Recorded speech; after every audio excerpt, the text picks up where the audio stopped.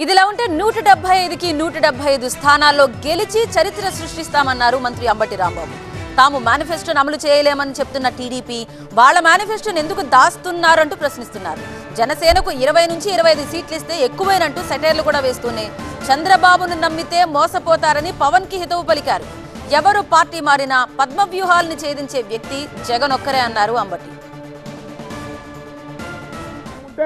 అసలు మేనిఫెస్టోని తీసుకురమండి, మేము మేనిఫెస్టో అమలు చేయలేదని చెప్పేటటువంటి తెలుగుదేశం పార్టీ ఒక వాళ్ళ మేనిఫెస్టోని తీసుకొని చెప్పమనండి. గత 2014లో ఇచ్చినటువంటి మేనిఫెస్టోని పట్టుకుని మాట్లాడమనండి. దమ్ముంటే మేము ఆ పట్టుకుని మాట్లాడేటటువంటి ధైర్యం దమ్ము మాకుంది.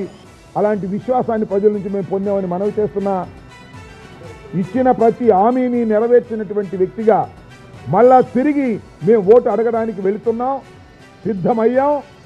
మళ్ళా ఈ రాష్ట్రంలో 175 మా టార్గెట్.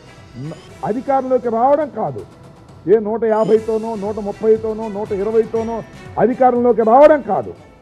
175 సీట్లకి 175 సీట్లు గెలిచి చరిత్ర సృష్టించి అధికారంలోకి రావాలనే ఉద్దేశంతో మేము టార్గెట్ పెట్టుకొని ముందుకు వెళుతున్నాం. దానికి సంబంధించి అనేకమైన మార్పులు చేర్పులు చేసేటటువంటి కార్యక్రమం కూడా చేస్తున్నామని మనవి చేస్తూ, ఇచ్చిన ప్రతి మాటను నిలబెట్టుకున్నటువంటి వ్యక్తి జగన్మోహన్ రెడ్డి గారు, ఇచ్చిన ప్రతి మాటను చెత్తబుట్టలో వేసినటువంటి చంద్రబాబు నాయుడు గారు.